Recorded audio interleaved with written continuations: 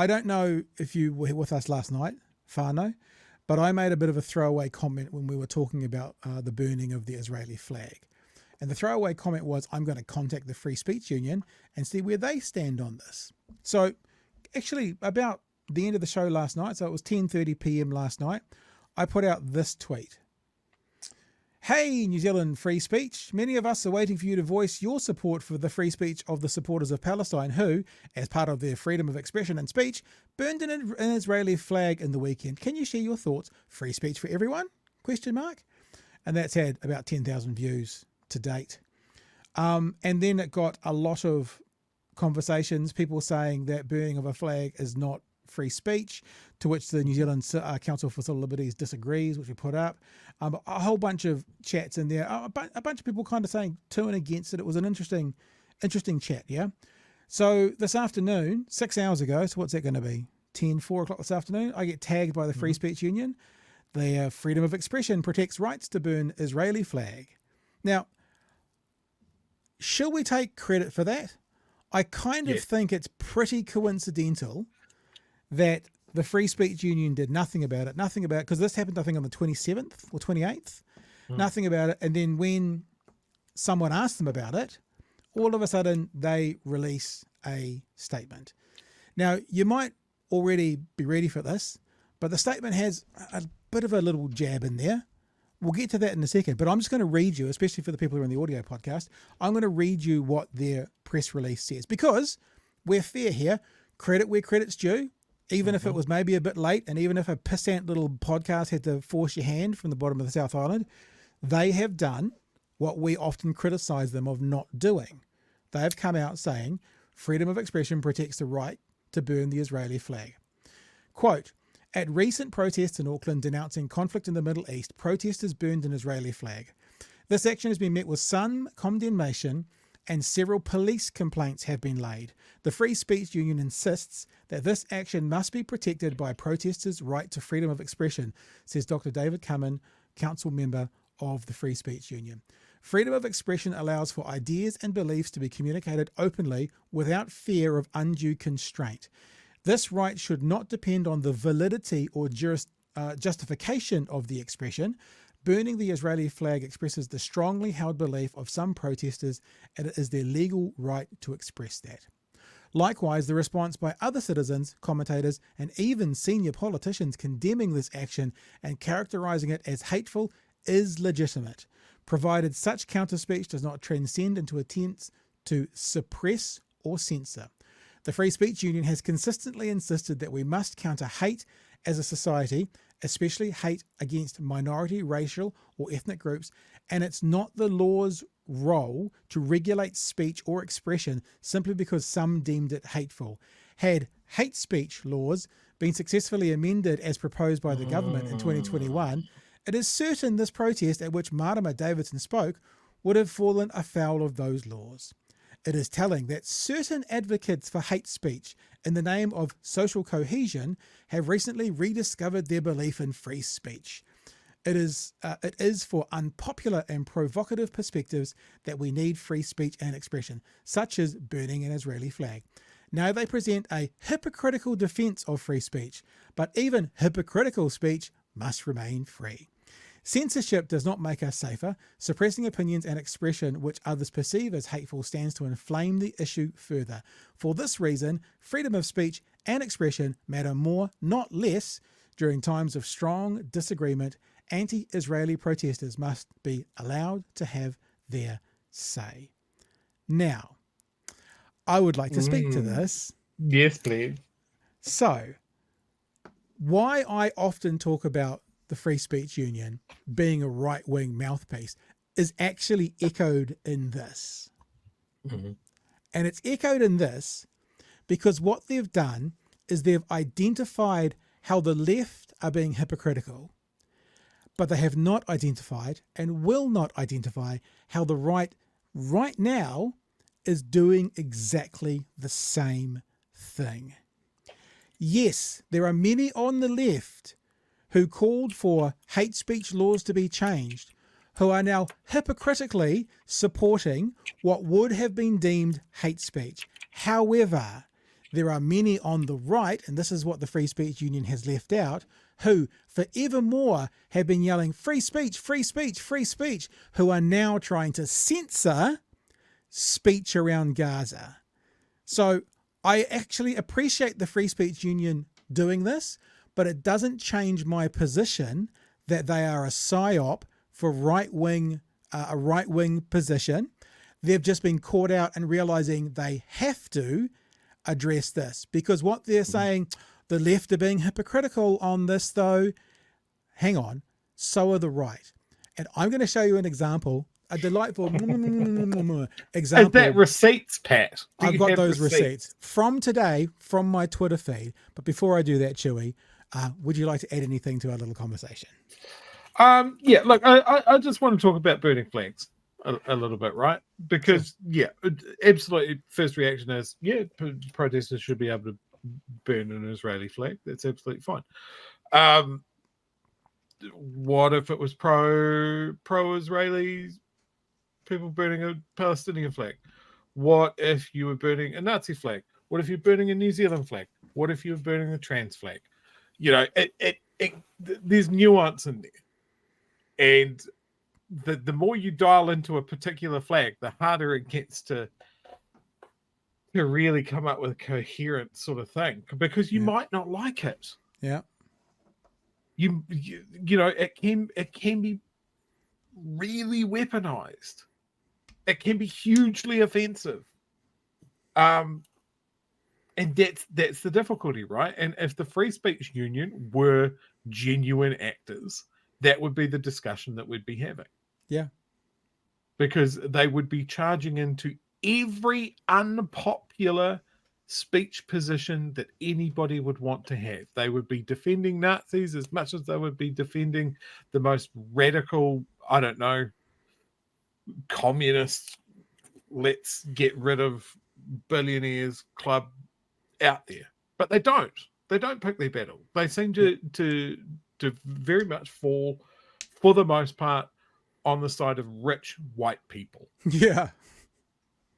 You don't see them going in defending Māori activists against the wealthy. They don't speak truth to power or anything like that. So that's why we have a problem with them. Because, you know, in all of their other activities, like spinning up AstroTurf groups and that sort of thing, that's not free speech. That's paid for speech. Yep. And as I've just proven, and I'll actually show you evidence shortly, what they've done, the Free Speech Union, is they've pointed out the hypocrisy of the left whilst ignoring the hypocrisy of the right. So they've done a favour to the right. So it just makes me continue to think that they are right adjacent. They are right aligned. They're not free speech aligned. Free speech aligned would be centrist. Do you know who's free speech aligned, Chewy? We are. Who's that? Oh, yes.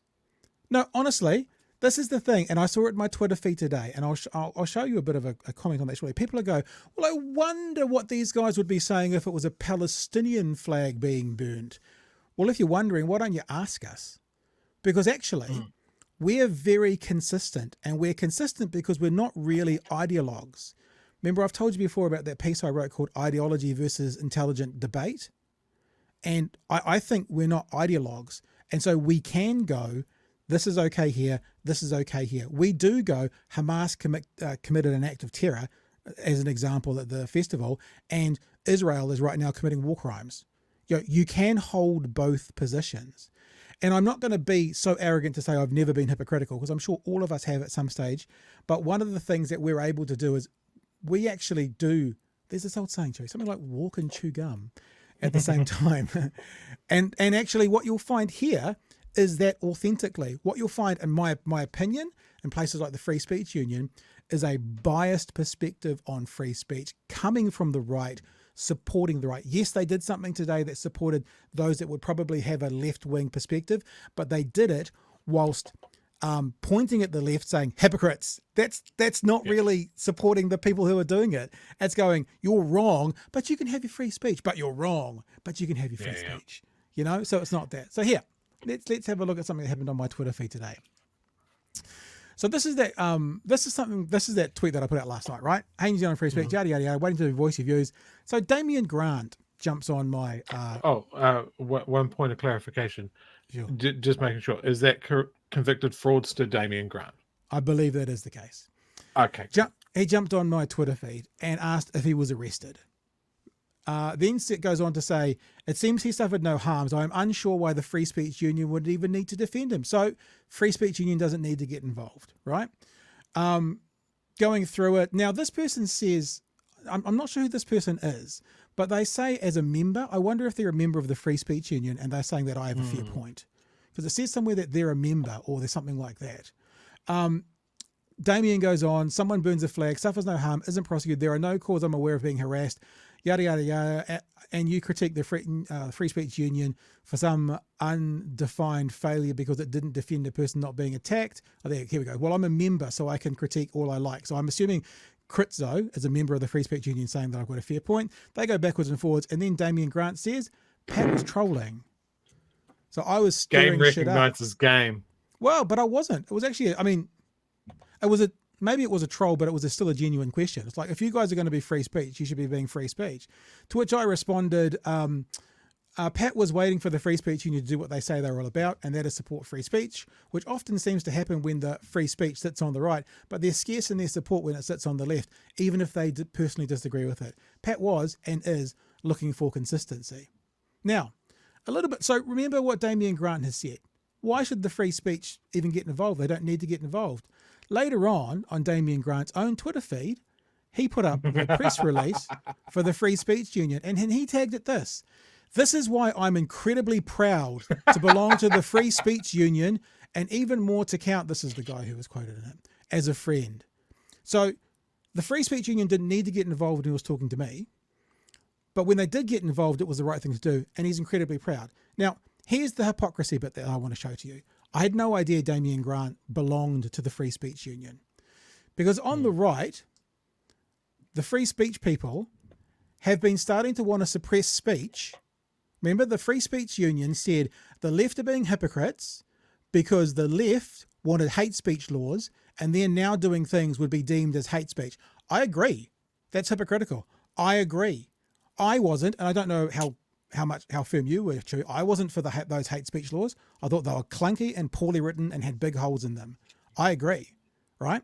So I'm not one of those people on the left who did that, but there are some who did. I agree.